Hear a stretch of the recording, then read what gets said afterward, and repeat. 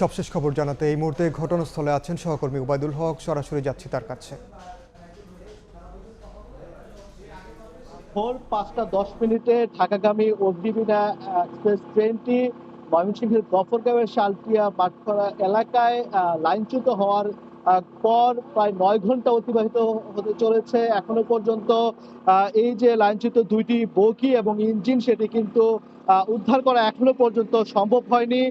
আমরা যেটি দেখেছি যে এখানে ৩ ঘন্টা আগে অর্থাৎ ১১টার দিকে কিন্তু এই যে ঢাকা থেকে উদ্ধারকারী রিলিফ ট্রেন এখানে এসে উদ্ধার কার্যক্রম শুরু করে এবং তারা বিভিন্নভাবে আসলে তারা চেষ্টা করছে যে তাদের যে কার্যক্রম সেটির মাধ্যমে এই যে দুইটি বগি এবং ইঞ্জিনটি যে লাইনচ্যুত হয়েছে এই লাইনচ্যুত বগিগুলো উদ্ধারের চেষ্টা করছেন, তবে এখনো পর্যন্ত সম্ভব হয়নি। আমরা কথা বলেছি এই প্রকৌশলীদের সাথে, তারা যেটি বলেছেন যে তারা এই দুইটি বগি উদ্ধারের শেষ পর্যায়ে রয়েছে এবং এরপর পরে তারা ইঞ্জিনটি উদ্ধার করবেন এবং তারা যেটি বলছেন যে প্রায় ২ থেকে ৩ ঘন্টা সময় লাগতে পারে এই উদ্ধার কার্যক্রমে এবং এই ঘটনায় কিন্তু যে ট্রেনগুলো আটকা পড়েছিল জামালপুর কমিউটার, জামালপুর এক্সপ্রেস, যমুনা, সেগুলো কিন্তু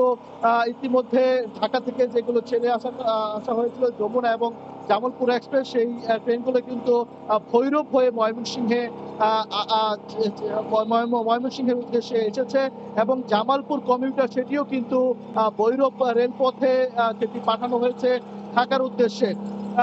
এবং এই ঘটনায় কিন্তু একটি তদন্ত কমিটি গঠন করা হয়েছে রেলওয়ে কর্তৃপক্ষের পক্ষ থেকে এবং আমরা যেটি জানতে পেরেছি যে স্থানীয়রা যেটি জানিয়েছেন যে গত শনিবার থেকেই এই গফরগাঁওয়ে বিএনপির মনোনয়ন দেয়াকে কেন্দ্র করে এখানে আন্দোলন চলমান রয়েছে এবং এই আন্দোলনের প্রেক্ষিতে গত শনিবার বিকেল থেকেই রেল লাইনের বিভিন্ন পয়েন্টে অগ্নিসংযোগ করে আসলে বিক্ষোভ করা হচ্ছে এবং এখানে বেশ কিছু ধাওয়া পাল্টা দেওয়ার ঘটনাও কিন্তু ঘটেছে। তারা ধারণা করছেন এই ঘটনার অংশ হিসেবে এই ধরনের নাশকতা ঘটে থাকতে পারে। এই যে লাইনচ্যুতের ঘটনা, এই ঘটনাকে কেন্দ্র করে কিন্তু ঢাকা তারাকান্দি, ঢাকা এবং ঢাকা সরিষা, ঢাকা দেওয়ানগঞ্জ এবং ঢাকা মোহনগঞ্জ রেলপথে কিন্তু সকল যাত্রা বাতিল করা হয়েছে, এটি রেল কর্তৃপক্ষ আমাদেরকে জানিয়েছে।